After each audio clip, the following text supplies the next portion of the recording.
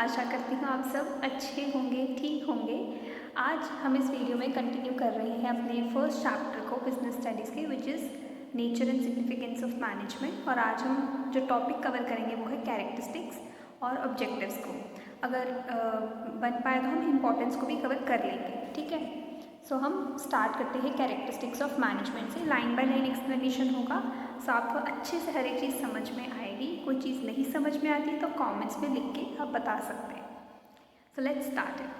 After going through some of the definitions, we find some elements that may be called the basic characteristics of management. हमने definition पढ़ी, ठीक है। मैंने आपसे कहा था कि डेफिनेशन को 5 बार लिखें ताकि आपको बाय हार्ट वो याद हो जाए। सो आई होप आप सबने लिखी होगी और अब तक आपको डेफिनेशन अच्छे से याद होगी। सो अब हम कुछ कैरेक्टरिस्टिक्स पढ़ते हैं कि मैनेजमेंट के क्या फीचर्स हैं। सबसे पहला फीचर है इसका कि management is a goal oriented process. Goal oriented मतलब कोई भी ऑर्गेनाइजेशन है, चाहे वो प्रॉफिट मेकिंग है, चाहे वो नॉन प्रॉफिट मेकिंग है, उसका कोई ना कोई गोल ज़रूर होता है। किसी भी तरह की ऑर्गेनाइजेशन है। If you take a very simple example लूँ मैं, कोई इंसान है, ठीक है। आप खुद अपना एग्जाम्पल लेके देख सकते हो कि आपका भी तो कोई गोल होगा, राइट। आप पूरा दिन अगर मेहनत कर रहे हो तो आपका कोई तो गोल हो आपने सेट किया होगा ना, जिसको अचीव करने के लिए आप मेहनत कर रहे हो। सो कोई इंसान है, कोई ऑर्गेनाइजेशन है, कोई भी ऐसा मैं बात करूँ लिविंग बीइंग है ना, उसका कोई ना कोई पर्पस ज़रूर होता है, उसका कोई ना कोई गोल ज़रूर होता है। सो हर कंपनी, हर ऑर्गेनाइजेशन का एक गोल होता है जो कि क्लियरली डिफाइंड होना चाहिए। अब क्लियरली डिफाइंड क्यों होना चाहिए? एक गोल सेट कर दिया आपने कि हमें इस बार जो है अपनी सेल्स बढ़ानी है, हमें ज़्यादा से ज़्यादा वैरायटी ऑफ प्रोडक्ट सेल करने हैं मार्केट में, ये गोल है।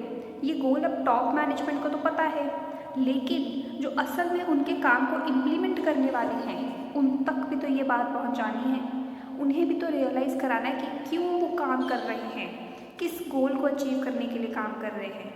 इसलिए ये ज़रूरी हो जाता है गोल को क्लियरली डिफाइन करना, बिल्कुल लोअर लेवल तक, ताकि हर किसी तक वो बात पहुँचे, वो गोल्स क्लियरली डिफाइंड रहें और सबको पता रहे कि वो क्यों काम कर रहे हैं। So an organization has a set of basic goals which are the basic reasons for its existence. उसके होने का, किसके? ऑर्गेनाइजेशन के। जो ऑर्गेनाइजेशन के एग्जिस्टेंस का कारण है ना, दैट इज़ गोल। उस गोल को अचीव करने के लिए ही एक ऑर्गेनाइजेशन एग्जिस्ट करती है। These should be simple and clearly stated. ये मैंने अभी आपको समझाया कि बहुत सिंपल होने चाहिए, आसान भाषा में आप किसी को भी समझा सकते हो अपना गोल। ऐसा गोल होना चाहिए और बिल्कुल क्लियरली स्टेटेड होना चाहिए। Different organizations have different goals. For example, the goal of a retail store may be to increase sales, but the goal of a spastic society of India is to impart education to children with special needs. क्या कहते हैं, मैंने ये example दे के समझाया है। वो कहते हैं कि हर ऑर्गेनाइजेशन का ना काम करने का तरीका अलग होता है और उनका गोल भी अलग होता है। सो हर ऑर्गेनाइजेशन एक दूसरे से डिफरेंट है, उनके गोल्स भी डिफरेंट हैं। किसी का गोल हो सकता है सेल्स बढ़ाना, किसी का गोल हो सकता है प्रॉफिट्स बढ़ाना, किसी का गोल हो सकता है अपने ज़्यादा से ज़्यादा यूनिट्स को सेटअप करना, एक्सपैंड करना, ग्रो करना। सो हर ऑर्गेनाइजेशन का एक अपना गोल है। उस गोल को अचीव करने के लिए वो डिफरेंट फंक्शंस को परफॉर्म करते हैं। यहाँ पे उन्होंने एक एग्जाम्पल देके समझाया कि एक रिटेल स्टोर है, उसका गोल हो सकता है कि उसे सेल्स बढ़ानी है, ज़्यादा से ज़्यादा सेल करना है, ज़्यादा से ज़्यादा प्रोडक्ट्स सेल करने हैं मार्केट में। लेकिन दूसरी तरफ उन्होंने एक स्पेसिफिक सोसाइटी का एग्जांपल दिया, दिस इज़ NGO। इनका मकसद है प्रॉफिट कमाना नहीं, सेल करना नहीं, बट वेलफेयर करना। किसका? बच्चों का। कैसे? एजुकेशन के थ्रू। सो चाहे प्रॉफिट मेकिंग है, चाहे कोई NGO है, कोई चैरिटी कर रहा है, उसका कोई ना कोई पर्पस या गोल ज़रूर होगा। Management unites the effort of different individuals in the organization towards achieving these goals. अब डिफरेंट इंडिविजुअल्स एक ऑर्गेनाइजेशन में काम कर रहे हैं, तो उन सब को रियलाइज़ कराना why they are working in the organisation. मकसद क्या है? गोल को क्लियरली डिफाइन करना एंड उनके एफर्ट्स को यूनाइट करना, ताकि वो मिलकर ऑर्गेनाइजेशन के गोल्स को अचीव करने में काम करें। आई होप आपको ये समझ में आ गया होगा। उसके बाद वो नेक्स्ट पेज पे एक केस स्टडी टाइप उन्होंने दिया है, the management mantra from GE क्या है, जनरल इलेक्ट्रिक कंपनी का एग्जाम्पल दिया है। Jack Welch was appointed CEO of GE in 1981. At that time, the firm had a market capitalization of $13 billion. In 2000, when he stepped down, the firm turnover had increased manyfold to $500 million. What was the secret of Will's success? He has laid the following pointers for managers to be successful. अब Jack विल्च जो है वो general electric के CEO हैं और उन्होंने क्या qualities बताई हैं, क्या पॉइंटर्स बताए हैं कि एक मैनेजर को सक्सेसफुल होने के लिए उसके पास किस तरह की क्वालिटीज़ या कैरेक्टरिस्टिक्स होने चाहिए। सबसे पहले वो कहते हैं create a vision and then ignite your organisation to make this vision a reality. एक लीडर है जो लीड कर रहा है सबको, ठीक है, वो सिर्फ आज या कल के बारे में नहीं सोचेगा, वो सोचेगा आने वाले 10 से 15 सालों में वो कैसे देखता है अपने आप को, वो कैसे देखता है अपनी कंपनी को। आज वो जिस स्थिति में है, जिन जिन प्रॉब्लम्स को फेस कर रहे हैं, आने वाले टाइम में वो कैसे इन हार्डशिप से, इन चैलेंजेस से लड़ेंगे, कैसे ज़्यादा से ज़्यादा लोगों को अपने साथ जोड़ेंगे, लोगों का भला करेंगे, खुद प्रॉफिट्स अर्न करेंगे एंड अपने गोल्स को अचीव करेंगे। सो वो 10 to 15 ईयर्स तक का सोचते हैं। विजनरी होना चाहिए आपका लीडर, ये नहीं कि सिर्फ आज के बारे में सोच रहा है, उससे सिर्फ आज ही से मतलब है, ऐसा लीडर नहीं होना चाहिए आपका। Get people so passionate about what they are doing that they cannot wait to execute. ऐसे लोगों के साथ जोड़ो जो पैशनेट है काम करने में, जिनका विजन है, जिनकी कोई सोच है। Have great energy, competitive spirit and the ability to spark excitement to achieve results. Search for leaders who have the same qualities. ऐसे लीडर्स के साथ जुड़ो जिनमें ये क्वालिटीज़ आपको दिखती है कि जो विजनरी है, जिनमें एक्साइटमेंट है कुछ नया करने की, कुछ इनोवेटिव करने की। नेक्स्ट वो कहते हैं focus on strategic issues. Your job is to understand the vital issues within each of your businesses. अपने बिजनेस में, अपने ही काम में ऐसा कुछ ढूंढो कि क्या प्रॉब्लम हम सॉल्व कर सकते हैं लोगों की, क्या मदद हम कर सकते हैं, क्या भला कर सकते हैं हम लोगों का। Recognise the talent needed to win in those markets. ऐसे टैलेंट को ढूंढो जो मार्केट में अपनी जगह बना सके। यंग ब्लड्स की ज़रूरत है ऑर्गेनाइजेशन को, क्योंकि वो नए आइडियाज़ लेके आएंगे, नई टेक्निक्स, नई इनोवेशन लेकर आएंगे, जिससे वो मार्केट में लीडर बन सकते हैं। सो एक स्ट्रैटेजिक इशू होना चाहिए, यानी कि किसी भी एक इशू, किसी भी एक प्रॉब्लम को सॉल्व करने के लिए एक स्ट्रैटेजी होनी चाहिए। और वैसे स्ट्रैटेजिक माइंडसेट बनाने के लिए आपको हर दिन जो है नए लोगों के साथ जुड़ना होगा। और कैसे लोग होने चाहिए, वो पैशनेट होने चाहिए, विजनरी होने चाहिए, और यही क्वालिटीज़ एक लीडर में भी होनी चाहिए। Focus on the main issue. Your job is to see the big picture. Don't manage every detail, don't get caught up in the minute details, but instead inspire others to execute your vision. आपके साथ जो लोग काम कर रहे हैं वो सिर्फ काम नहीं कर रहे हैं आपका, लेकिन वो आपकी सोच को इम्प्लीमेंट कर रहे हैं, आपके आइडियाज़ को रियलिटी में कन्वर्ट कर रहे हैं। सो उनको एवरी मिनट डिटेल में जाने की ज़रूरत नहीं है। Get the big picture. यहाँ पे वो कहते हैं कि एक ब्रॉडर आइडिया लो, ठीक है, हर चीज़।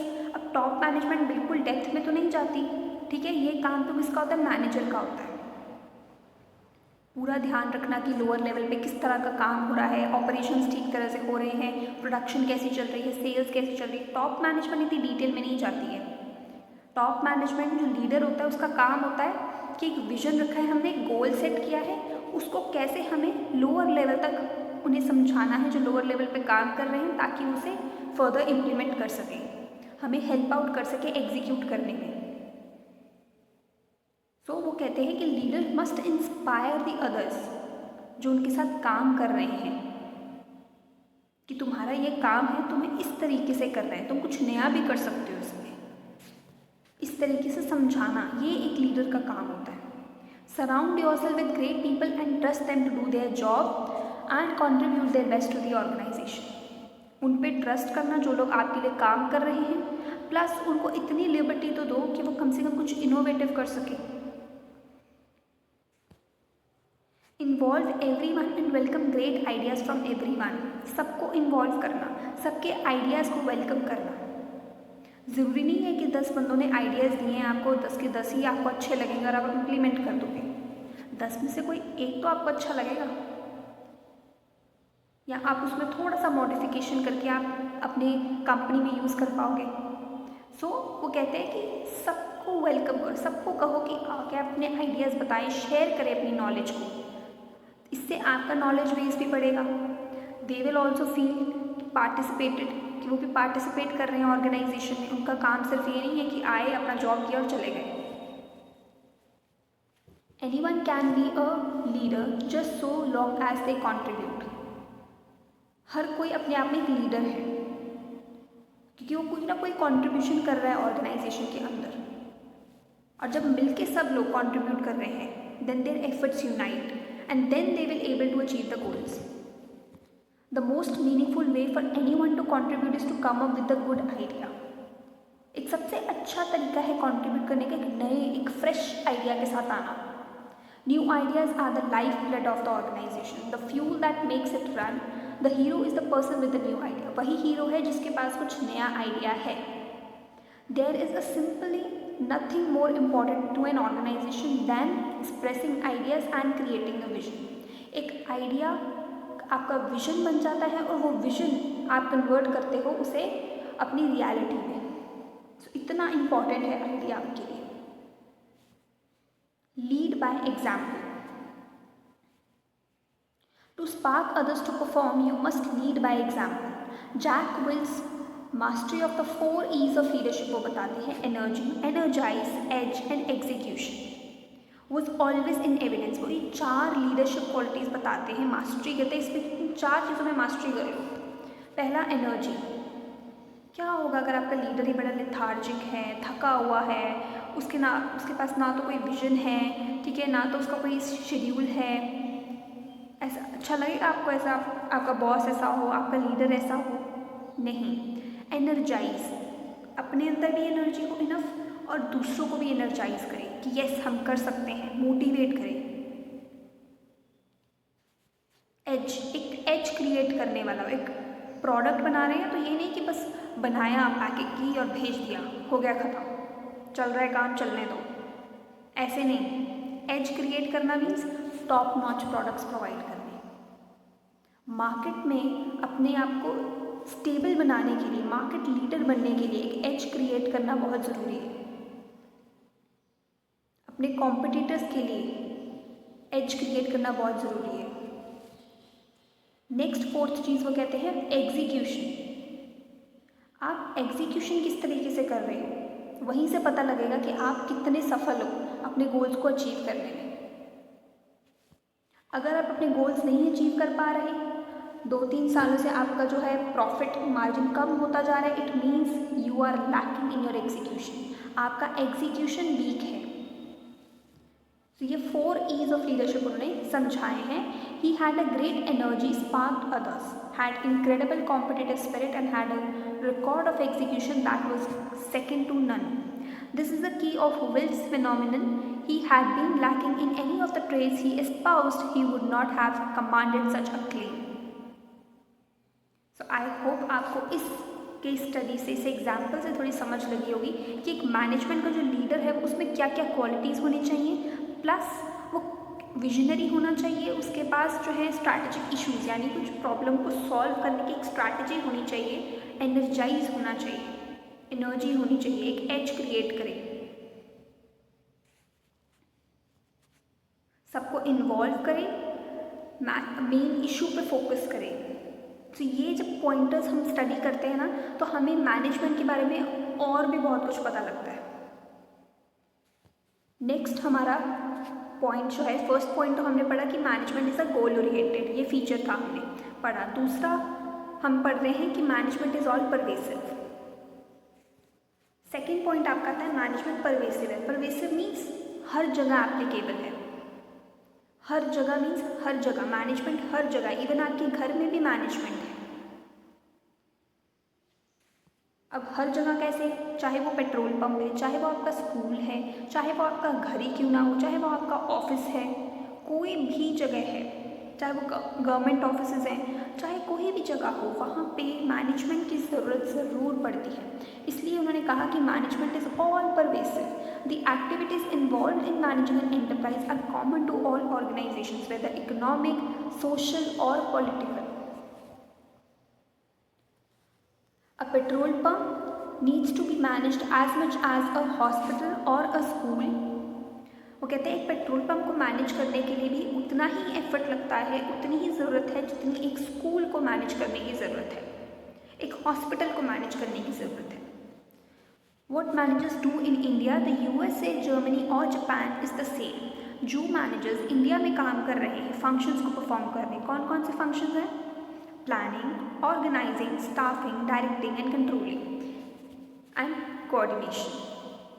तो ये 5-6 फंक्शंस जो परफॉर्म कर रहे हैं मैनेजर्स इंडिया में, ऑब्वियसली जर्मनी जापान में भी वही मैनेजर्स परफॉर्म कर रहे हैं फंक्शंस को, बट उनके काम करने का तरीका थोड़ा बदल जाता है। क्यों बदल जाता है? क्योंकि वहाँ का कल्चर डिफरेंट है, वहाँ का वर्क एनवायरनमेंट डिफरेंट है, वहाँ की हिस्ट्री डिफरेंट है, वहाँ के ट्रेडिशंस कुछ और हैं, इसलिए काम करने का तरीका बदल सकता है बट काम वही है। नेक्स्ट थर्ड पॉइंट वो कहते हैं management is a multi dimensional. Multi dimensional मतलब इसकी कोई एक डायमेंशन नहीं है, ये सिर्फ किसी एक ही टर्म तक सीमित नहीं है, एक कह लो किसी एक ही दायरे तक सीमित नहीं है, ये मल्टी डायमेंशन, इसकी बहुत सारी डायमेंशंस हैं। जैसे एक पेड़ की बहुत सारी ब्रांचेस होती हैं, रूट्स होती, जड़ें होती हैं, उसी तरीके से मैनेजमेंट की भी बहुत सारी रूट्स हैं। जैसे कि management is a complex activity, वो कहते हैं काफ़ी डिफिकल्ट, काफ़ी कॉम्प्लेक्स एक्टिविटी है, लेकिन इसके 3 मेन डायमेंशन उन्होंने समझाए हैं हमें। पहला वो कहते हैं कि मैनेजमेंट ऑफ वर्क। एक ऑर्गेनाइजेशन में क्या होता है? काम ही तो होता है, और काम को कैसे मैनेज करना है, that is one of the dimensions of management. All organisations exist for the performance of some work. In a factory, a product is manufactured. In a garment store, a customer needs is satisfied. And in a hospital, a patient is treated. वो कहते हैं कोई भी organisation उसमें कोई ना कोई काम तो हो रहा है, अब वो किसी भी मकसद के लिए हो रहा होगा, सेल्स बढ़ानी है, प्रॉफिट्स बढ़ानी है, वेलफेयर करना है, कुछ भी है, काम तो हो रहा है ना वहाँ पे, चाहे वो कोई भी ऑर्गेनाइजेशन हो। प्रोडक्शन हो रही है ना, पैकेजिंग हो रही है, देन डिस्ट्रीब्यूशन हो रहा है प्रोडक्ट्स का। तो इन चीज़ों को मैनेज करना, चाहे कोई भी organisation, that is management of work. Management translate this work in terms of goals to be achieve and assign the means to achieve it. अब मैनेजमेंट का काम होता है कि सिर्फ बताना नहीं होता कि हमने आपको ये टारगेट दिया है कि आपको आज 100 यूनिट बना के रेडी करने हैं, पर कैसे रेडी करने हैं यही नहीं बताया तो फिर क्या अचीव कर पाओगे आप? नहीं। इसलिए सिर्फ इतना कह देना कि आपका ये टारगेट है, विद इन दिस लिमिट आपको कंप्लीट करके देना है, दिस इज योर फाइनल, बस खत्म नहीं। आपको उन्हें पूरा समझाना पड़ेगा क्या टेक्निक्स, क्या मीन्स को यूज़ करके वो अपने काम को पूरा करेंगे, किन मशीन्स को यूज़ करेंगे, उन मशीन्स को ऑपरेट करने में कितना टाइम लगेगा, कैसे वो अपने टाइम को रिड्यूस कर सकते हैं, कैसे वो काम को मैन्युअली ना करके बल्कि उसको ऑटोमेटिकली भी कर सकते हैं। This is done in terms of problems to be solved. अब आपके काम करने में जो भी आपको दिक्कत आ रही है ना, वो सॉल्व होनी स्टार्ट हो जाएगी, जिससे आपका टाइम कम हो जाएगा, आपकी कॉस्ट भी कम हो जाएगी, क्योंकि आपको मैनेजमेंट ने ही हेल्प कर दिया, ये बता दिया कि आपको काम करना कैसे है। Plans to be established, budgets to be prepared, responsibilities to be assigned and authority to be delegated. तो जब आप प्रॉब्लम सॉल्व कर पा रहे हो तो आप रिस्पॉन्सिबिलिटीज़ भी आगे आप रिस्पॉन्सिबिलिटी असाइन कर रहे हो आगे एम्प्लॉयज़ को फर्दर, जो मैनेजर है, क्योंकि मैनेजर सारे काम खुद तो नहीं करेगा, मैनेजर तो नहीं एग्जीक्यूट करेगा, मैनेजर का काम है बस काम के बारे में बताना आपको कैसे करना है, बाकी जो लोअर लेवल पे है वर्कर्स काम कर रहे हैं वो उसे एग्जीक्यूट करेंगे। मैनेजर्स क्या कर सकते हैं? They can prepare the budget, वो रिस्पॉन्सिबिलिटीज़ असाइन कर सकते हैं, वो डेलीगेट कर सकते हैं अथॉरिटी, दे कैन प्लान कि एक दिन में कितनी प्रोडक्शन होगी, कितने यूनिट्स हैं जो अभी बनकर रेडी हैं या जिनमें बने में भी टाइम लगेगा। तो ये सब काम मैनेजर कर सकते हैं, यानी this is management of work, काम को मैनेज करना, काम को मैनेजर नहीं खुद लगेगा काम करने मशीन्स पे, बट वो इसके साथ साथ और भी बहुत सारी चीज़ें हैं जिनको प्रिपेयर करेगा, जैसे बजट्स प्रिपेयर करना, प्लान करना, एक दिन को पूरा प्लान करना, ठीक है, एम्प्लॉयज़ तक सारी इन्फॉर्मेशन जो टॉप मैनेजमेंट ने दी है डिटेल्स उसे पहुंचाना लोअर लेवल तक, ये काम मैनेजर करेगा। So this is overall management of work. Next is management of people. अब लोगों को मैनेज करना सबसे डिफ़िकल्ट टास्क है, क्योंकि हर कोई इंसान डिफर करता है, एक दूसरे से अलग है। Human resource or people are an organization's greatest asset. Despite all developments in the technology, getting work done through people is still a major task for the manager. वो कहते हैं सबसे इम्पॉर्टेंट एसेट अगर ऑर्गेनाइजेशन का कोई है तो वो है क्या? Human resource. वो कहते हैं despite all developments in the organisation, चाहे जितनी मर्जी डेवलपमेंट्स हो गई, despite all developments in technology, कि टेक्नोलॉजी ने जितनी मर्जी एडवांसमेंट कर ली हो, लेकिन जो काम आपका इंसान आपको मैन्युअली करके देगा, जो काम इंसान कर सकता है, ये जो इंसान से हमें काम करवाना है, ह्यूमन रिसोर्स से हमें काम करवाना है, that is still a major task. वो अभी भी एक बहुत ही प्रॉब्लमैटिक है, बहुत ही कॉम्प्लेक्स सिचुएशन है, क्योंकि ह्यूमंस को मैनेज कर पाना, उनके साथ डील कर पाना, इट्स वेरी डिफिकल्ट। तो इसलिए वो कहते हैं despite all development in technology, getting work done through people is still a major task for the manager. Managing people has two main dimensions, इसकी दो डायमेंशंस बताई हैं उन्होंने। क्या क्या बताई हैं? It implies dealing with employees as individuals with diverse needs and behaviour. अब डिफरेंट इंडिविजुअल्स के साथ आप डील कर रहे हो as an, they all are employee, organisation में they are not individuals but they are employees, क्योंकि वो वहाँ पे काम कर रहे हैं, उन्हें पैसे मिलते हैं वहाँ काम करने के। So first dimension is dealing with the employees as an individual, कि उनकी अपनी खुद की भी कोई ज़रूरतें हो सकती हैं, उनके भी कुछ सेंटिमेंट्स हो सकते हैं, उनका बिहेवियर हो सकता है, उनकी नीड्स हो सकती हैं। वो चाहे ऑर्गेनाइजेशन में काम कर रहे हैं as an employee, but they are human beings, they are individuals, and as an individual they have diverse needs and behaviour. ये मैनेजर को ध्यान में रखना बहुत ज़रूरी है जब वो उनके साथ डील कर रहे हैं। Next is second, it also means dealing with individuals as a group of people. पहले हमने बात किया एज एन इंडिविजुअल, हमने पहले बोला कि ऑर्गेनाइजेशन में एज एन एम्प्लॉय काम कर रहे हैं, बट दे आर ह्यूमंस, हम उन्हें मशीन की तरह ट्रीट नहीं कर सकते, they are individuals with diverse needs and behaviours. But second point पे हम कहते हैं कि we are dealing with the individuals as a group of people, कि हमें उन्हें यूनाइट करना है, हमें उन्हें इकट्ठा करना है ताकि वो कोऑर्डिनेट करें, कम्युनिकेट करें और काम को इम्प्लीमेंट करें। सो ये भी टास्क होता है मैनेजर का कि सबको इकट्ठा करना एंड ग्रुप में काम करवाना उनसे। The task of management is to make people work towards achieving the organisations goal by making their strength effective and their weaknesses irrelevant. उन्हें रियलाइज़ कराना उनकी स्ट्रेंथ के बारे में, वो जिस काम में अच्छे हैं उन्हें उस काम में लगाना, और उनकी वीकनेसेस को इररिलेवेंट करना या उन्हें इम्प्रूव करना धीरे धीरे, ये काम होता है एक मैनेजर का। सो हमने समझा पॉइंट, राइट? आई होप ये समझ में आया आपको। हमने पढ़ा point management is multi dimensional, जिसमें हमने पढ़ा मैनेजमेंट ऑफ वर्क। पहले तो हमने पढ़ा मैनेजमेंट ऑफ वर्क, देन हमने पढ़ा management of people. Management of people में भी फर्दर टू डायमेंशंस थी, ठीक है, dealing with the employee as an individual, and उसके बाद सेकेंड पढ़ा कि dealing with the individuals as a group of people.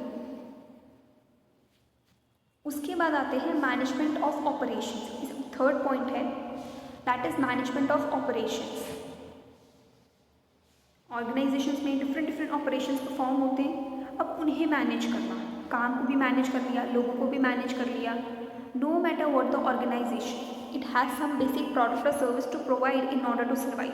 Her organisation के पास कोई ना कोई प्रोडक्ट तो होगा, कोई ना कोई सर्विस तो होगी रेंडर करने के लिए, तभी वो एग्जिस्ट कर रहे हैं। So this requires a production process which entails, अब कोई प्रोडक्ट बन रहा है तो उसकी प्रोडक्शन होगी, ठीक है, कोई सर्विसेज है तो उसका कोई प्रोसेस होगा, the flow of input material and technology for transforming this input into desired output for consumption. हम टेक्नोलॉजी का यूज़ करके, नई नई एडवांसमेंट्स को यूज़ करके हम जो है प्रोडक्ट्स बना रहे हैं। हमने रॉ मटेरियल लगाया, इनपुट मटेरियल लगाया, उस पर टेक्नोलॉजी यूज़ की एंड देन उसको आउटपुट में कन्वर्ट किया। और वो आउटपुट में कन्वर्ट हुआ तो हमने उसको कंजम्पशन के लिए जो है मार्केट में भेजा। So this process is production process and इसे कौन मैनेज करेगा? This is called management of operations. इसे मैनेजर मैनेज करेगा। इसी को कहा गया है management of operations. Input material है, आपके पास अपडेटेड टेक्नोलॉजी है, आपके पास मशीन्स हैं जो काम कर रही हैं, ठीक है। उनको मेंटेनेंस की कॉस्ट कितनी पड़ रही है, आपको बिजली की ज़रूरत है कि नहीं है, आपको पानी की ज़रूरत है कि नहीं है, आपके पास लोग हैं काम करने के लिए, ये सब आ जाते हैं आपके management of operations. So we can say it is a combination of both management of work and management of people. So यहाँ पे देखो आप लिखा भी हुआ है, this is interlinked with both the management of work and management of people. दोनों का कॉम्बिनेशन है मैनेजमेंट ऑफ ऑपरेशंस। आपको लोग भी चाहिए और आपको काम भी करवाना है। काम करवाने के लिए आपको लोग चाहिए होंगे। So it is a combination of both the points जो हमने अभी पढ़े, management of work and management of people. Next point comes your fourth point is management is a continuous process. अभी कंटिन्यूस है यानी कि ये चलता रहता है। It is a series of continuous composite but separate functions, planning, organising, staffing, directing, controlling and coordination. ये function सारे के सारे साइमल्टेनियसली परफॉर्म होते हैं, सेपरेटली परफॉर्म नहीं होते, बट ये इकट्ठे चलते रहते हैं एंड ये कंटिन्यूस साइकिल चलता रहता है। ये कहीं रुकता नहीं है। जहाँ रुक गया आपका काम डिस्टर्ब हो जाएगा। आप अपने ऑपरेशंस को इफेक्टिवली एंड एफिशिएंटली नहीं कर पाओगे। इसलिए उन्होंने कहा है कि ये series of continuous and composite process है, ये चलता रहता है। These functions are simultaneously performed by all the managers all the time. कैसे? सबसे पहले प्लानिंग की। हमने सोचा कि अच्छा हमारे पास ये आइडिया है, हम इसको मार्केट वाइबल है कि नहीं है, ये क्या ये सच में हम इम्प्लीमेंट कर सकते हैं। अगर कर सकते हैं तो हमारी एस्टिमेटेड कॉस्ट कितनी आएगी, हमें एक्सपेक्टेड प्रॉफिट्स कितने रहेंगे इसमें, ठीक है। हमें किस तरह के लोग चाहिए, किस तरह के एक्सपर्ट्स या टेक्नीशियंस, स्किलफुल पीपल चाहिए हमें अपनी ऑर्गेनाइजेशन में, हमें मशीन्स किस तरह की चाहिए, हमारे पास टेक्नोलॉजी कैसी है, हमारे पास फंड्स कितने हैं इस वक्त अवेलेबल, हमें बाहर से भी पैसा उठाना पड़ेगा, किन किन सोर्सेज से हम पैसा उठाएंगे। अब आपने प्लानिंग में सब कुछ प्लान कर लिया, देन आप ऑर्गेनाइज करना स्टार्ट करोगे। आप देखोगे हमारे पास कितने रिसोर्सेज हैं, हमारे पास कितना मटेरियल है, हमारे पास कितने लोग हैं, हमें कहाँ से फंड रेज करना है। This is organising. फिर आप स्टाफिंग, लोगों को बुलाना शुरू करोगे, एग्जिस्टिंग जो लोग हैं प्लस बाहर से कुछ एक्सपर्ट्स लोगे, आप स्किलफुल पीपल लोगे, फिर उन्हें काम समझाओगे, फिर आप इम्प्लीमेंट करोगे, फिर आप चेक करोगे कि जो हमने सोचा था वैसा हो रहा है काम। अगर कोई काम ठीक से नहीं हो रहा है तो क्यों नहीं हो रहा है, क्या प्रॉब्लम आ रही है, वो चेक करोगे। सो ये पूरा जो मैंने आपको बताया ना अभी बोल के, these are all functions, planning, organising, staffing की, डायरेक्टिंग एंड कंट्रोलिंग। और ये साइमल्टेनियसली सारे मैनेजर्स परफॉर्म करते रहते हैं, कंटिन्यूसली करते रहते हैं। You may have observe that Samita at Namchi designer candles perform several different task in a single day. हमने जब स्टार्टिंग में पढ़ा था, समिता का एग्जाम्पल पढ़ा कि वो एक कैंडल्स का बिजनेस करती है, तो वो बहुत सारे फंक्शंस को खुद ही परफॉर्म करती है एक दिन के अंदर, ठीक है। वो प्लानिंग भी कर रही है, वो ऑर्गेनाइजिंग भी कर रही है, वो स्टाफिंग भी कर रही है विमेन की। Some days she may spend more time in planning a future exhibition and on another day she may spend time in sorting out an employee's problem. किसी दिन वो प्लानिंग में ज़्यादा ध्यान दे रही है, किसी दिन वो लोगों की प्रॉब्लम्स, अपने एम्प्लॉयज़ की प्रॉब्लम्स को एड्रेस कर रही है। तो the task of manager consist of an ongoing series of functions. ये चलता रहता है, ये कभी रुकता नहीं है, क्योंकि जहाँ रुकेगा आपकी ऑर्गेनाइजेशन काम करना बंद कर देगी, आपके फंक्शंस डिस्टर्ब हो जाएंगे। Next come the management is a group activity. हमने अभी पढ़ा, जब हम पढ़ रहे थे मैनेजमेंट ऑफ पीपल, कि उन्हें हमें यूनाइट करना है, उनके एफर्ट्स को यूनाइट करना है। So an organisation is a collection of diverse individuals with different needs. एक ऑर्गेनाइजेशन में डिफरेंट कल्चर से, डिफरेंट बैकग्राउंड से इंडिविजुअल्स आते हैं काम करने के लिए। उनकी अपनी नीड्स, उनकी खुद की एस्पिरेशंस हो सकती हैं, उनका खुद का कोई मकसद हो सकता है काम करने का। बट जब वो ऑर्गेनाइजेशन में काम कर रहे हैं तो उनको कलेक्टिवली काम करना है। Every member of the group has a different purpose for joining the organization, but as a member of the organization, they work towards fulfilling the common organizational goals.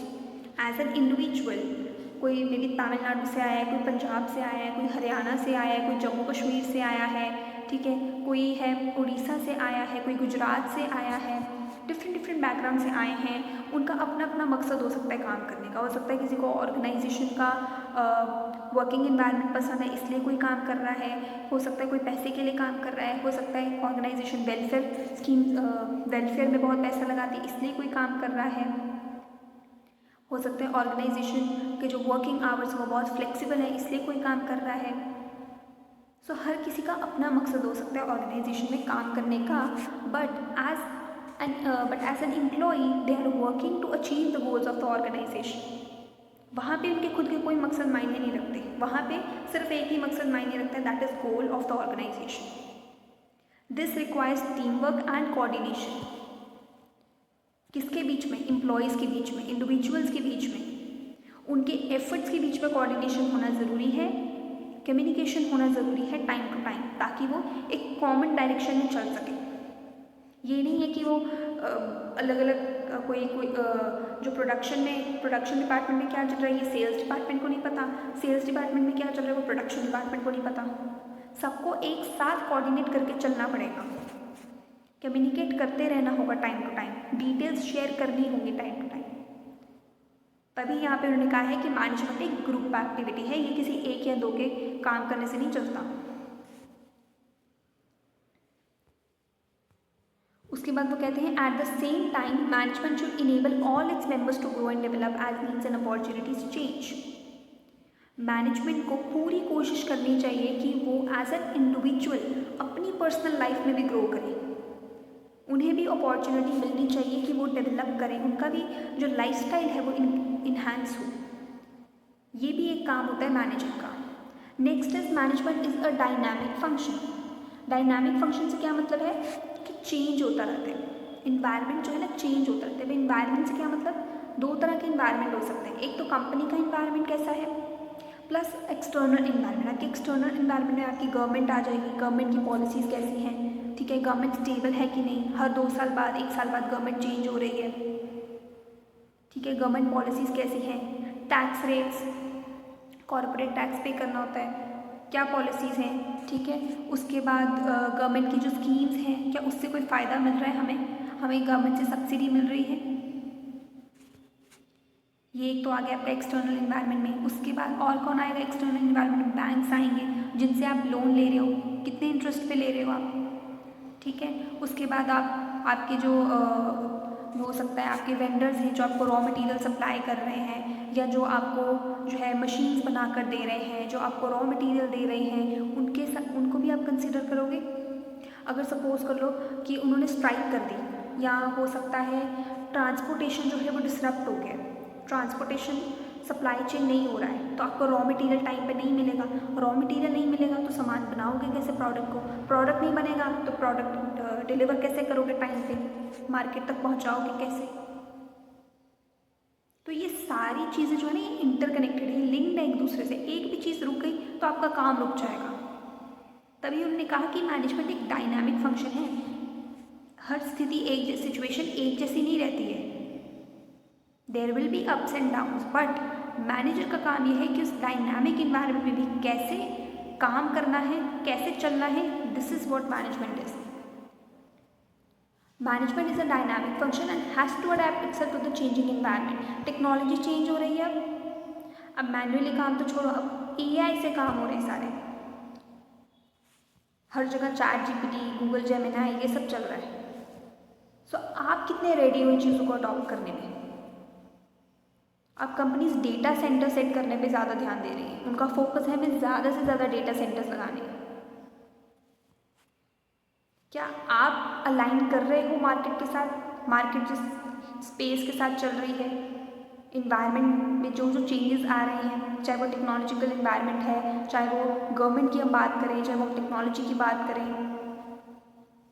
चाहे वो हम सोशल हो, इकोनॉमिक हो, किस भी बेसिस पे हम बात करें, तो आप कितने रेडी हो उसके लिए? क्या आप चेंज को अडेप्ट करने के लिए रेडी हो? An organization interacts with its external environment which is consist of social, economic and political factors. बहुत सारे फैक्टर्स हो सकते हैं और रोज़ इंटरैक्ट करती है इन्वायरमेंट जो है ऑर्गेनाइजेशन इसके साथ. So in order to be successful an organisation must change itself and its goals according to the needs of the environment. अपने आप को मैनेजमेंट अपने गोल्स को चेंज नहीं करेगा, ये ध्यान रखना कि टेक्नोलॉजी चेंज हो रही है भाई, अब तो हमें एम्प्लॉयज़ को निकालना पड़ेगा, निकाल दो इनको, कोई ज़रूरत नहीं इनकी, हम नई टेक्नोलॉजी के साथ चलेंगे, अब सब ऑटोमेटेड होगा काम, रोबोट्स ले आए हम, इनसे काम करवाएंगे, हमें एम्प्लॉयज़ की ज़रूरत नहीं, निकाल दो इनको. ऐसा नहीं होगा और ऐसा होना भी नहीं चाहिए. और ये भी याद रखना कि अगर इन्वायरमेंट पे कोई चेंज आ रहा है तो ऑर्गेनाइजेशन अपने गोल्स को कभी चेंज नहीं करेगी. गोल आपका वही है, बट उस गोल को अचीव करने का आपका तरीका बदल जाएगा. दैट इज व्हाट मैनेजमेंट यहाँ पे कहा गया है. Management is a dynamic function. You probably know that McDonald's, the fast food giant, made major changes in the menu to be able to survive in the Indian market. McDonald's ने change किया अपने menu को.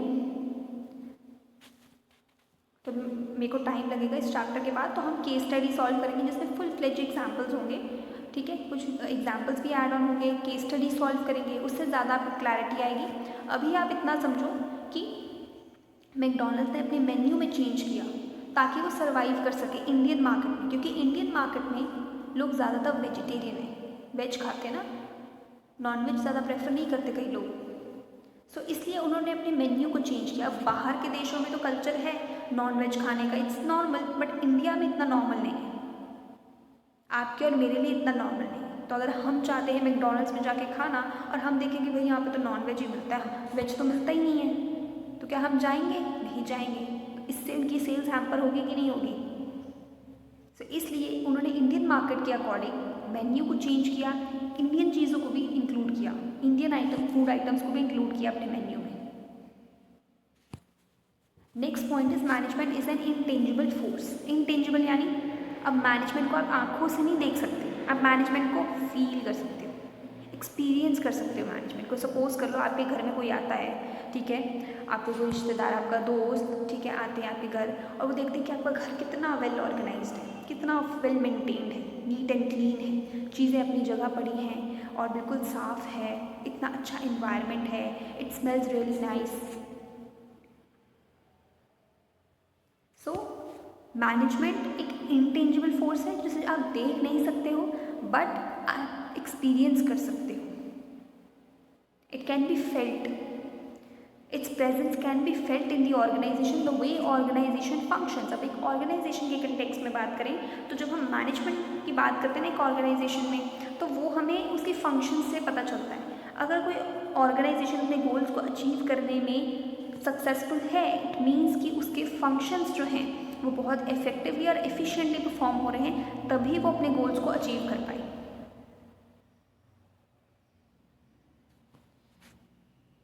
Am I clear?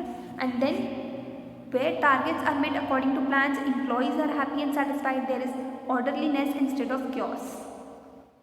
chaos नहीं है, सब चीज़ें एक order में चल रही हैं, प्री डिसाइडेड ऑर्डर है. ठीक है, employees are happy and satisfied कि हमें जितना पे मिल रहा है, हमें जो इंसेंटिव्स मिल रहे हैं, हमें हॉलीडेज़ भी मिल रही हैं, हमें वेकेशंस पे भी लेके जा रहे हैं, एम्प्लॉयज़ भी हैप्पी एंड सेटिस्फाइड हैं, आपके प्रॉफिट्स, आप अपने गोल्स भी अचीव कर रहे हो, आपके जो एक्सटर्नल इन्वायरमेंट में जितने भी स्टेक होल्डर्स हैं आपका उनके साथ रिलेशन अच्छा है. So that all contends that management is successful but it is an intangible force. So हमारा हमने फीचर्स तो कवर कर लिए हैं. अब हम स्टार्ट करते हैं अपना that is objectives of management से. Right, we start with objectives of management. जब कैरेक्टरिस्टिक्स पढ़ रहे थे तो उसमें ये टेबल आप मतलब ये आपको फ्लो चार्ट गिवन था। मैं आपको ये फ्लो चार्ट एक्सप्लेन कर देती हूँ। इस फ्लो चार्ट में आपको फंक्शंस दिए हुए हैं पहले तो, जैसे कि planning, organising, leading and controlling. तो बेसिकली हमने, जैसे मैंने आपको स्टार्टिंग में बताया था कि इसके बेसिकली 5 फंक्शंस होते हैं। इन्होंने बहुत शॉर्ट में आपको दिया हुआ इसमें। सर्कुलर डायग्राम है, it means it is a continuous process. तो जब मे भी आप ये पॉइंट एक्सप्लेन करेंगे ना अपने एग्जाम में, तो आप ये फ्लो चार्ट ज़रूर बनाकर, वेरी इंपॉर्टेंट, ये फ्लो चार्ट आपको बहुत हेल्प करेगा, ठीक है, एक प्रेजेंटेशन के लिए पॉइंट ऑफ व्यू से भी, एंड एग्जामिनर जो चेक कर रहा है आपका पेपर, उसको भी पता लगेगा कि बच्चे ने सच में कंसेप्ट को समझा है, and that is why he or she is able to draw this diagram. सो ये डायग्राम ज़रूर बनाना अपने एग्जाम में। इसमें सबसे पहले आपको प्लानिंग बताया है, देन उसके बाद ऑर्गेनाइजिंग, और ये सब एक दूसरे के साथ इंटरकनेक्टेड है फंक्शंस। देन लीडिंग मीन्स आप एग्जीक्यूट कर रहे हो, एंड देन कंट्रोलिंग में आप चेक कर रहे हो कि whether you are able to achieve your goals, right. And इसमें सेंटर में आप देखो सर्कल बना है, इसमें आपको डिफरेंट डिफरेंट रिसोर्सेज गिवन है। इन रिसोर्सेज के बिना तो आपका काम नहीं चलेगा। चाहे प्लानिंग की बात करो, चाहे आप ऑर्गेनाइजिंग की बात करो, आपका काम जो है ना रिसोर्सेज के बिना नहीं चलेगा।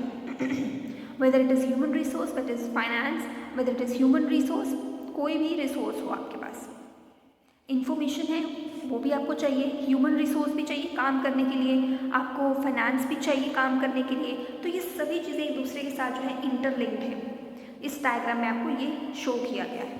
I hope it is clear. अब हम नेक्स्ट मूव करते हैं objectives of management. So objectives of management में क्या बोला उन्होंने कि क्या मकसद है मैनेजमेंट का, किन ऑब्जेक्टिव्स को अचीव करने के लिए जो है ना मैनेजमेंट काम करती है। सिर्फ प्रॉफिट के लिए काम नहीं करती, सिर्फ सेल्स इंक्रीज करने के लिए काम नहीं करती एक मैनेजमेंट के बहुत सारे ऑब्जेक्टिव्स हो सकते हैं। सो हम एक एक करके अब ऑब्जेक्टिव्स पे आते हैं। यहाँ पे जैसे मैंने हाईलाइट किया है, objectives can be classified into organisational objectives, social objectives and personal और इंडिविजुअल ऑब्जेक्टिव्स। तो एक ऑर्गेनाइजेशन के बहुत सारे ऑब्जेक्टिव्स हो सकते हैं।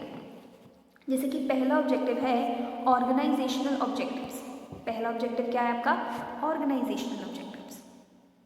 कि ऑर्गेनाइजेशन का खुद का भी तो कोई मकसद होगा। सबसे पहले आप हमेशा खुद के बारे में सोचोगे, वैसे ही ऑर्गेनाइजेशन है वो पहले खुद के बारे में सोचेगी, अपना भला करेगी पहले, फिर दूसरों का भला करेगी। सो ऑर्गेनाइजेशन ऑब्जेक्टिव्स में क्या आएंगे आपके, सर्वाइवल, प्रॉफिट एंड ग्रोथ। एक एक करके समझेंगे। Management is responsible for setting and achieving objectives for the organisation. It has to achieve a variety of objectives, all areas considering the interest of all stakeholders including shareholders, employees, customers and the government. So वो कहते हैं management responsible होती है objectives को set करने में और उन्हें अचीव करने में। उसको बहुत सारे ऑब्जेक्टिव्स अचीव करने होते हैं, उसको सबकी ज़रूरतों का ध्यान रखना पड़ता है, चाहे वो स्टेक होल्डर्स हैं, जैसे आपके एम्प्लॉयज़ हो गए जो आपको रॉ मटेरियल सप्लाई कर रहे हैं, ठीक है, जो आपके शेयर होल्डर्स हैं जिन्होंने पैसा लगाया आपकी कंपनी में, आपको उनके इंटरेस्ट का भी ध्यान रखना है ताकि आप उनको डिविडेंड दे सकें। डिविडेंड तभी दोगे जब प्रॉफिट होगा। गवर्नमेंट जो नई गवर्नमेंट ने जो टैक्स रेट रखा है, आपको टैक्स पे करना है। गवर्नमेंट जो स्कीम्स लेकर आ रही है आपको उसका भी फ़ायदा लेना है ताकि आप बड़े लेवल पे प्रोडक्शन कर सको, आप अपनी कैपेसिटी को इंक्रीज़ कर सको, राइट। आपको गवर्नमेंट ने अगर किसी चीज़ पे रिस्ट्रिक्शन लगा रखी है कि आपको ये प्रोडक्ट नहीं बनाना है, अब गवर्नमेंट ने इस पर रिस्ट्रिक्शन लगाई हुई है तो आपको उस चीज़ का भी ध्यान रखना है। तो आपको सबके इंटरेस्ट का ध्यान रख के चलना होगा। सबसे पहला मकसद तो यही होता है, ऑब्जेक्टिव ऑर्गेनाइजेशन का यही होता है। The main objective of an organisation should be utilise human and material resources to the maximum possible advantage. Main objective जो ऑर्गेनाइजेशन का है ना, वो उसे अपने 2 रिसोर्सेज को सबसे अच्छे तरीके से यूटिलाइज करना है। पहला अपना ह्यूमन रिसोर्स, दूसरा अपना मटीरियल रिसोर्स। रिसोर्सेज किसी भी ऑर्गेनाइजेशन के पास जो होता है ना वो लिमिटेड ही होते हैं, इसलिए उनका सही इस्तेमाल होना बहुत ज़रूरी है। That is to fulfil the economic objectives of a business. अब इकोनॉमिक ऑब्जेक्टिव से कैसे लिंक करेंगे हम, जैसे पहला पॉइंट है survival. The basic objectives of any business is to survive. Survive से क्या मतलब है कि हमने जितना पैसा लगाया है एक प्रोडक्ट को बनाने में, सपोज कर लो मुझे 100 रुपये लगे हैं तो एटलीस्ट मैं 100 रुपये तो कवर करूँ अपना। That is what survival is. मैंने ह्यूमन रिसोर्स लगाया, मैंने मटेरियल रिसोर्स लगाया, मैंने अच्छे से उसका इस्तेमाल किया और प्रोडक्ट बनाया। उस प्रोडक्ट को बनाने में 100 रुपये लगते हैं, तो वो 100 रुपये तो कवर हुए एटलीस्ट मेरे। ये ज़रूरी है। This is called survival. तभी आप सर्वाइव कर पाओगे। So in order to survive an organisation must earn enough revenue to cover cost. Next comes your profit. Mere survival is not enough for business. सिर्फ survive कर रहे हो, सिर्फ जितना आपने लगाया उतना आपने कमा लिया, खत्म, बस 100 लगाए 100 वापस आ गए, फ़ायदा क्या हुआ आपको? कुछ भी नहीं। सो प्रॉफिट्स अर्न जनरेट करना बहुत ज़रूरी है। Mere survival is not enough for business. Management has to ensure that the organisation makes a profit. ये मैनेजमेंट का काम है, ये मेक श्योर करना कि हम हर साल ईयर ऑन ईयर बेसिस पे अच्छे प्रॉफिट्स जनरेट कर रहे हैं। Management has to ensure that organisation makes a profit, ये हमने पढ़ लिया। Profit provides a vital incentive for the continued successful operations of the enterprise. Profit ये मेक श्योर करेंगे कि आपके ऑपरेशन सक्सेसफुल हैं, यानी कि आप काम कर रहे हैं, आप अपने ऑपरेशंस को रोज परफॉर्म कर रहे हैं, आप अपने गोल्स को अचीव कर पा रहे हैं, then you will able to generate profits. अगर आपके ऑपरेशंस वीक हैं तो आपका प्रॉफिट भी हैम्पर होगा। Profit is essential for covering cost and risk of the business. Cost cover करने के लिए भी आपके पास प्रॉफिट होना ज़रूरी है, ठीक है। फिर जिन लोगों ने पैसा लगाया आपकी कंपनी में, उनको भी तो आप उनका डिविडेंड दोगे ना, तो वो प्रॉफिट्स में से ही तो दोगे। रिस्क भी तो एसोसिएटेड होता है बिजनेस के साथ। ज़रूरी नहीं है कि आपने जो प्रोडक्ट बनाया है, आपने सपोज को इस बार कुछ इनोवेटिव किया, लेकिन वो मार्केट में लोगों को पसंद नहीं आया, कस्टमर्स को उतना अच्छा नहीं लगा, तो उतनी सेल नहीं हुई, उतने प्रॉफिट्स नहीं हुए, तो कोई ना कोई रिस्क तो ज़रूर एसोसिएटेड होता है बिजनेस के साथ। हो सकता है रिसोर्सेज बहुत लिमिटेड है, हो सकता है आपका काम जो है वो बिजली से होने वाला है और इलेक्ट्रिसिटी इतनी नहीं है आपके पास, पावर शॉर्टेज है आपके पास। So risk is associated. तो पहले पॉइंट में कहते हैं कि सर्वाइवल, अपनी कॉस्ट कवर करो। सेकेंड पॉइंट में कहते हैं प्रॉफिट्स जनरेट करो, क्योंकि कॉस्ट कवर करना और रिस्क जो एसोसिएटेड है बिजनेस से, उससे बचना बहुत ज़रूरी है। Next is growth. Third point को कहते हैं growth. A business needs to add to its prospect in the long run. एक बिजनेस को सर्वाइव भी करना है, प्रॉफिट्स भी जनरेट करने हैं, प्लस लॉन्ग टर्म में ग्रो भी करना है। For this it is important for the business to grow. अगर लॉन्ग रन में 10 से 15-20 सालों का विजन है अगर आपका, तो that is a long term vision. उसके लिए ग्रोथ बहुत ज़रूरी है। To remain in the industry, management must exploit fully the growth potential of the organisation. अब मार्केट में रहने के लिए, इंडस्ट्री में बने रहने के लिए, कंपटीशन में बने रहने के लिए ग्रोथ इज़ वेरी ज़रूरी। Growth of a business can be measured in terms of sales volume. कितने नए एम्प्लॉयज़ आपके साथ जुड़ रहे हैं, ठीक है, नई नॉलेज के साथ, नए आइडियाज़ के साथ, कितने नंबर ऑफ प्रोडक्ट्स आप बना रहे हो हर साल, क्या इनोवेशन आप लेकर आ रहे हो अपने काम में, कितनी ज़्यादा आप कैपिटल इन्वेस्टमेंट कर रहे हो। Of course growth needs more money, growth needs capital investment. आपको ग्रो करने के लिए नए नए यूनिट सेटअप करने पड़ेंगे और प्रोडक्शन अपनी लार्ज स्केल पे करनी होगी प्रोडक्शन, तो उसके लिए आपको पैसा चाहिए, आपको लोग चाहिए।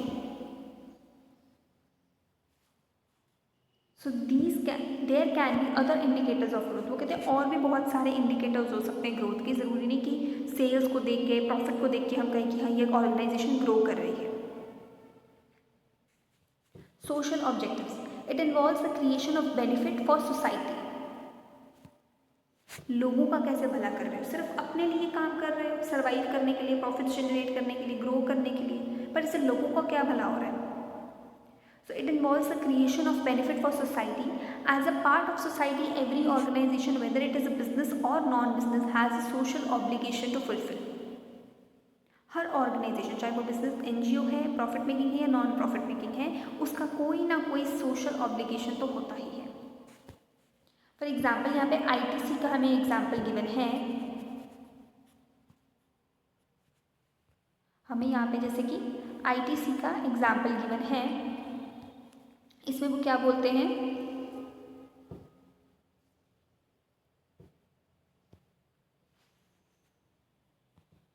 Empowering rural India. आईटीसी क्या कह रहा है? एम्पावरिंग रूरल इंडिया, यानी रूरल विलेज की बात कर रहे हैं कि विलेजेस में कैसे हम जो है इंसेंटिव्स, फायदे पहुंचा सकते हैं लोगों तक। A quiet digital revolution in reshaping the lives of farmers in remote Indian villages. Villages में कौन लोग होते हैं, किस तरह का काम होता है? एग्रीकल्चर काम। एग्रीकल्चर काम कौन करता है? फार्मर्स करते हैं। और फार्मर्स को डिजिटली कनेक्ट करना, डिजिटलाइज करना, उन्हें भी बताना कि टेक्नोलॉजी एडवांसमेंट होने के कारण अब उन्हें भी डिजिटल इंडिया के साथ जुड़ना पड़ेगा। In these villages, farmers grow soybeans, wheat, coffee, and small plots of land as they have done for thousands of years. कई सालों से वो ही एक piece of land पे जो है different crops उगा रहे हैं. A typical village has no reliable electricity and has antiquated telephone lines. उनके पास फ़ोन करने की कोई सुविधा नहीं, उनके पास बिजली पानी नहीं है, तो कैसे अपना काम करेंगे?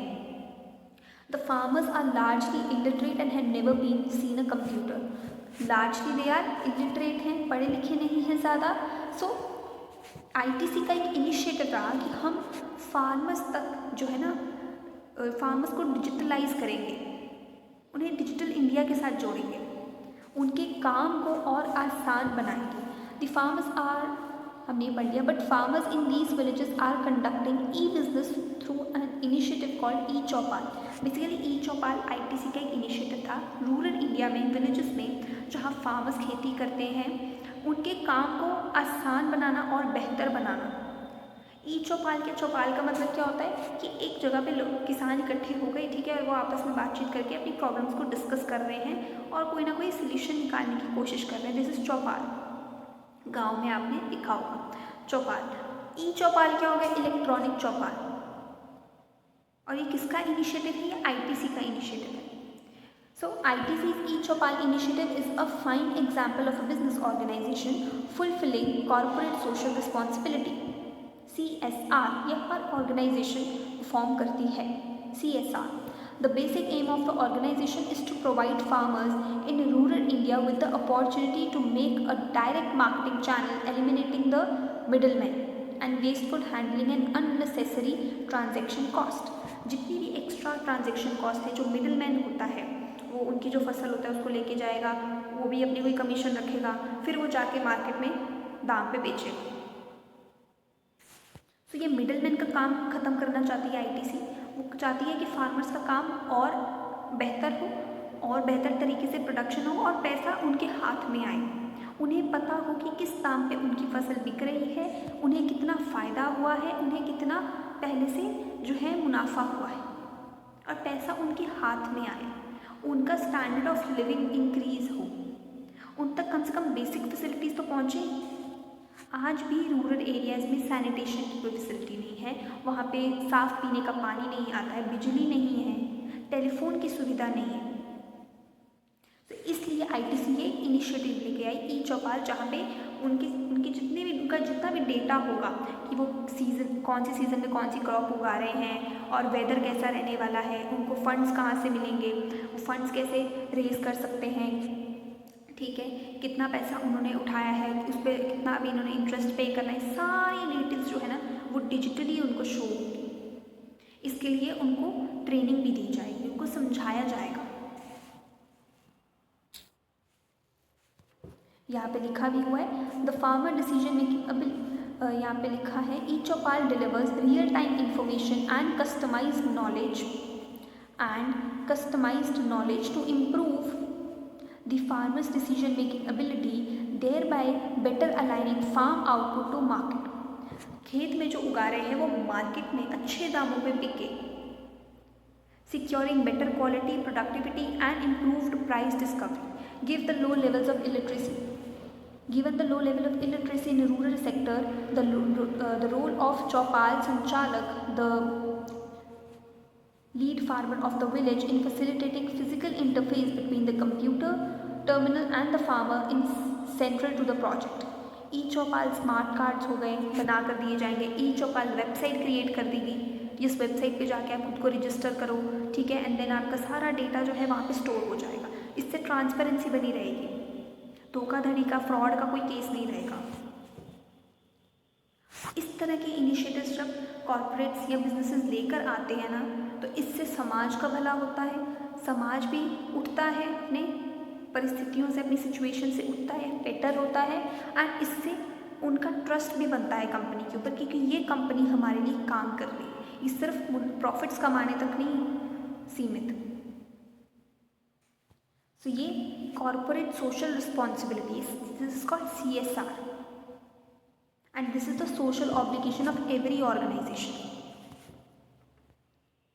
उसके बाद हम बात करते हैं, अभी हम यही कंटिन्यू कर रहे हैं, social obligation, social objectives, creating economic value for various constituents of society. एक सोसाइटी में बहुत तरह के लोग रहते हैं, डिफरेंट रिचुअल्स को मानने वाले, डिफरेंट ट्रेडिशंस को फॉलो करने वाले। This includes using environmental friendly methods of production, giving employment opportunities to unprivileged sections of the society.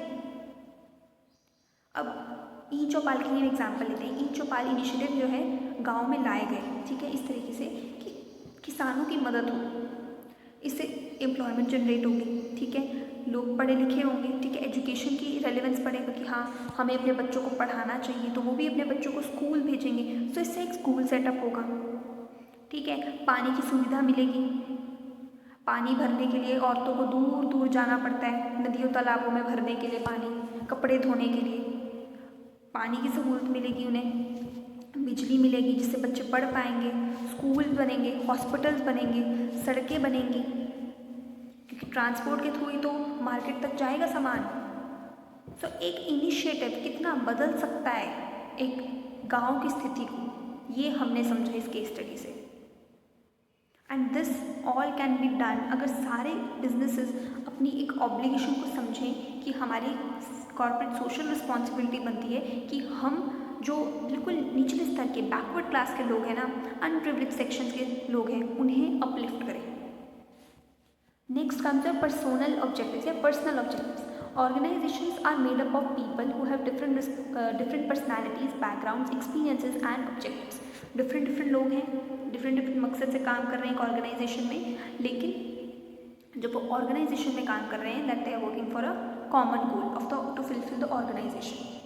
They all become part of the organization to satisfy their diverse needs. अब उनका अपना अपना मकसद है काम करने का, कोई पैसे कमाने के लिए काम कर रहा है, तो कोई वेलफेयर के लिए काम कर रहा है। These vary from financial needs such as competitive salary, perks, promotion चाहिए, recognition चाहिए, ठीक है, higher needs such as personal growth and development. अपनी लाइफ में पर्सनल ग्रोथ चाहिए, अब अच्छा पैसा मिल रहा है उनको, इसलिए वो काम कर रहे हैं एक ऑर्गेनाइजेशन में। तो सबके अपने अपने मकसद हो सकते हैं काम करने के एक ऑर्गेनाइजेशन में, लेकिन management has to reconcile personal goals with the organisation objectives. Management का काम यहाँ पे क्या है कि वो इन पर्सनल गोल्स को मैनेजमेंट के गोल्स के साथ अलाइन करें, ताकि जब वो ऑर्गेनाइजेशन में काम करें तो वो इस तरीके से काम ना करें कि वो हम अपने मकसद के लिए कर रहे हैं, वो इस तरीके से काम करें कि हम ऑर्गेनाइजेशन के गोल्स को अचीव करने के लिए काम कर रहे हैं, and they work in harmony. I hope it is clear. हमने इस वीडियो में जो है कवर किया है कैरेक्टरिस्टिक्स को एंड ऑब्जेक्टिव्स को। अगर आपको क्विक रिवीजन नोट्स चाहिए इसके, तो वो मेरे इंस्टाग्राम पे आपको मिल जाएंगे, उसका लिंक भी नीचे है। और इस चैप्टर को कंप्लीट करने के बाद हम इसकी रिवीजन करेंगे एंड इसकी केस स्टडी सॉल्व करेंगे एंड एग्जाम्पल्स भी देखेंगे, जिससे आपको और क्लैरिटी आएगी, क्योंकि सिर्फ थ्योरी पढ़ने से काम नहीं चलेगा, आपको रियल एग्जाम्पल्स को पढ़ना होगा, जिससे आपको और क्लैरिटी आएगी कंसेप्ट की। करेंगे अपना importance of management having understood. तो हम स्टार्ट करते हैं अपने इम्पॉर्टेंस ऑफ मैनेजमेंट से। इम्पॉर्टेंस ऑफ मैनेजमेंट में हम देखते हैं कि इसमें बेसिकली 5 पॉइंट्स हैं, और इसमें हम बात किस बारे में करेंगे कि क्यों ज़रूरी है management, why it is necessary. ये वाई जानने के लिए ही हम स्टडी कर रहे हैं। Having understood that management is a universal activity that is integral to any organisation, we now examine some of the reasons that have made management so important. अब हम कुछ रीजंस को एग्जामिन करेंगे, we will study the points one by one, ताकि हम जान सकें कि क्यों मैनेजमेंट ज़रूरी है। सबसे पहला, management helps in achieving group goals. Yes, जब हमने फीचर्स भी पढ़ा तो उसका पहला फीचर हमने पढ़ा था कि मैनेजमेंट जो है गोल ओरिएंटेड एक्टिविटी है। किसी न किसी गोल को अचीव करने के लिए ही हम मैनेजमेंट के फंक्शंस को परफॉर्म करते हैं। मैनेजर्स का काम यही है फंक्शंस को परफॉर्म करना। सो यहाँ पे भी उन्होंने कहा कि सबसे ज़्यादा ज़रूरी है इस वक्त अचीव करना group goals. Management is required not for itself but for achieving the goals of the organisation. हम खुद के लिए काम नहीं कर रहे हैं ऑर्गेनाइजेशन में, हम काम कर रहे हैं ऑर्गेनाइजेशन के गोल्स को अचीव करने के लिए, और उसके लिए हमें इकट्ठा काम करना पड़ेगा, यूनाइट होना पड़ेगा, तभी हम अपने गोल्स को अचीव कर पाएंगे। The task of a manager is to give common direction to the individual effort in achieving the overall goal of the organisation. आपने गोल सेट कर दिया है, आपको सेल्स इंक्रीज करनी है, आपको 50% से 70% करनी है अपनी सेल्स, इंक्रीज करनी है पिछले साल से। आपने गोल सेट कर दिया, अब मैनेजर जो है उनको that he will lead in that direction कि क्या फंक्शंस को परफॉर्म करके किस काम को करके, किस प्रोसेस को फॉलो करके जो है हम उस गोल को अचीव कर पाएंगे, राइट। सो ये मैनेजर का काम है to lead in a common direction. ये नहीं कि कोई कुछ कह रहा है, कोई कुछ कह रहा है, हर कोई अपने अपने काम में लगा हुआ है, किसी को किससे मतलब ही नहीं है, बट सबको एक कॉमन डायरेक्शन में चलना है ताकि सब अपने अपने पर्सनल गोल्स को भी अचीव कर पाएँ और ऑर्गेनाइजेशन के गोल्स को भी अचीव कर पाएँ। Second is management increases efficiency. The aim of a manager is to reduce the cost and better planning, organizing, directing, staffing and controlling the activities in the organization. दूसरा मकसद क्या है management का, क्यों ज़रूरी है मैनेजमेंट? मैनेजमेंट इसलिए ज़रूरी है ताकि हम अपनी कॉस्ट को कम कर सकें। मैनेजर का मकसद होता है कि वो कम कॉस्ट पे बेटर क्वालिटी प्रोडक्ट्स प्रोवाइड करें, ज़्यादा से ज़्यादा अच्छे पढ़े लिखे लोगों को अपनी कंपनी में हायर करें और बेटर तरीके से प्लानिंग करें, और ये जान सके कि क्या डेविएशंस आए जिससे हम अपने गोल्स को नहीं अचीव कर पाए, या जो हमने गोल सेट किया था, टारगेट सेट किया था, वो हम अचीव नहीं कर पाए, तो उसके रीजंस क्या रहे। तो ये सब काम जो है, इसीलिए मैनेजमेंट ज़रूरी है। Management creates a dynamic organisation. आप देखोगे कि ये पॉइंट्स कैरेक्टरिस्टिक से बहुत फेमिलर है, यस, वहीं से निकल कर आए हैं इंपॉर्टेंस। सो आपको इसको इतना रटने की ज़रूरत नहीं है। अगर आप लॉजिक भी लगाओगे ना, इसको बिल्कुल प्रैक्टिकल वे में सोचोगे तो आपको वैसे ही ये याद हो जाएंगे। So management creates a dynamic organisation. Dynamic हमने फीचर्स में भी पढ़ा था। मैनेजमेंट डायनामिक है, नेचर में चेंज होता रहता है, उसे अपने आप को चेंज करना होगा due to the changes happening in the environment. So all organizations have to function in an environment which is constantly changing. Social, political, economic, technological changes आ रहे हैं और आपको उसके साथ काम करते रहना होगा, आपको चलते रहना होगा।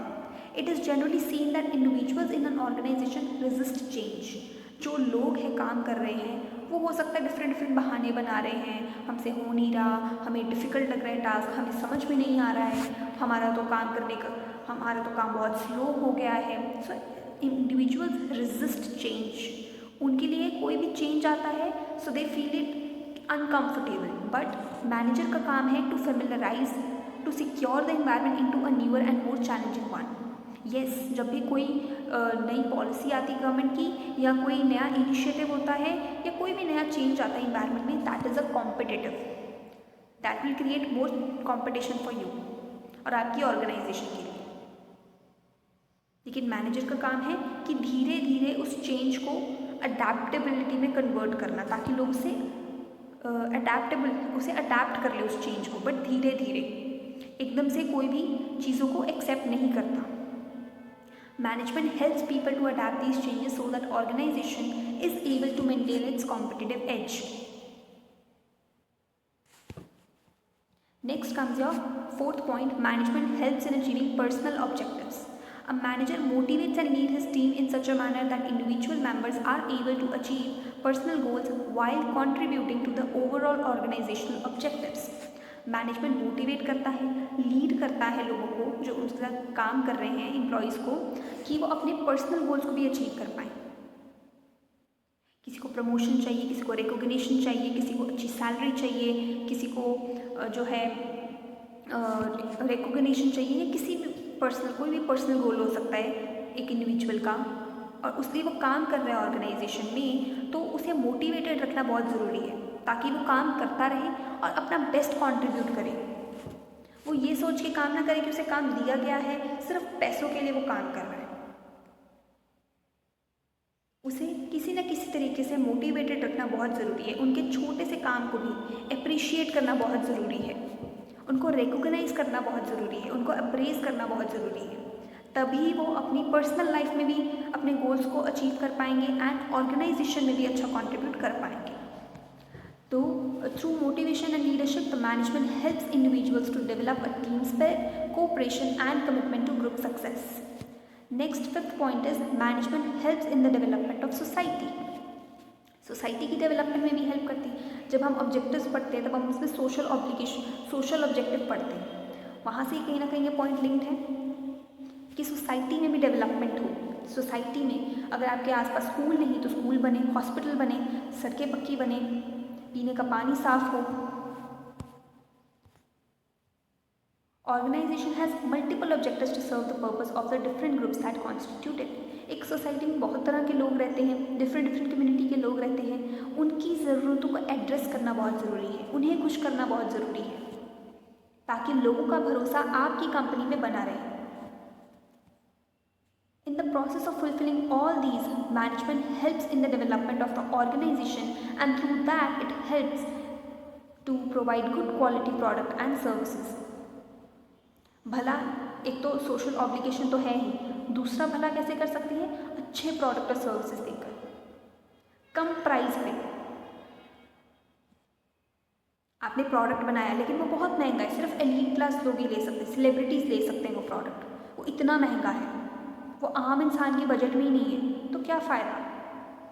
आप एक ऐसा भी चलो बना रहे हो, ये प्रोडक्ट बनाओ, लेकिन आप एक ऐसा प्रोडक्ट भी तो लेकर आ सकते हो ना जो आम लोग भी अफोर्ड कर सकें, उनकी रेंज में भी हो।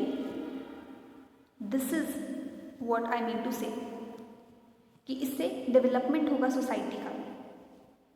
आप उन लोगों तक भी पहुंच रहे हो जिन लोगों तक छूट जाते हैं, जो लोग पीछे, मे बी गवर्नमेंट उन तक नहीं पहुंच पाती या may be any other reason, वो नहीं इन्वॉल्व हो पाते सोसाइटी में, बैकवर्ड क्लास हैं, इतना अफोर्ड नहीं कर सकते, उन तक भी पहुंचे आपका सामान। सो ऐसे प्रोडक्ट भी आप बना सकते हो, इस तरीके से भी आप डेवलपमेंट कर सकते हो सोसाइटी की। ठीक है, एंड देन उसके बाद वो कहते हैं it helps to provide good quality products and services, creates employment opportunities, adopt new technology for the greater good of the people and lead the part towards growth and development. आप tier 2 tier 3 cities में जो है अपने products को बेच रहे हो, कम price पे बेच रहे हो, ठीक है, आपने एम्प्लॉयमेंट जनरेशन की भी आप सोर्स बना सकते हो। आपने कोई इनिशिएटिव लिया कि हम कोई कोर्स लेकर आ रहे हैं, इस कोर्स के साथ फ्री ऑफ कॉस्ट है, ये कोई भी जुड़ सकता है, बच्चे जुड़े हैं आपके साथ, चाहे वो गांव का है, चाहे वो कहीं भी रहने वाला, कहीं का भी रहने वाला हो बच्चा, वो जुड़े, वो सीखे स्किल्स को, फिर स्किल्स को सीख के आपकी कंपनी में एम्प्लॉय हो, तो कितना अच्छा होगा। तो इससे भला हो रहा है सोसाइटी का, डेवलपमेंट हो रही है सोसाइटी की आपके एक इनिशिएटिव से। This what I mean. So I hope आपको इम्पोर्टेंस भी समझ लग गया है। अगर कोई भी डाउट है तो आप कमेंट्स में लिख के मुझे ज़रूर बताइए। Till then take care and bye bye.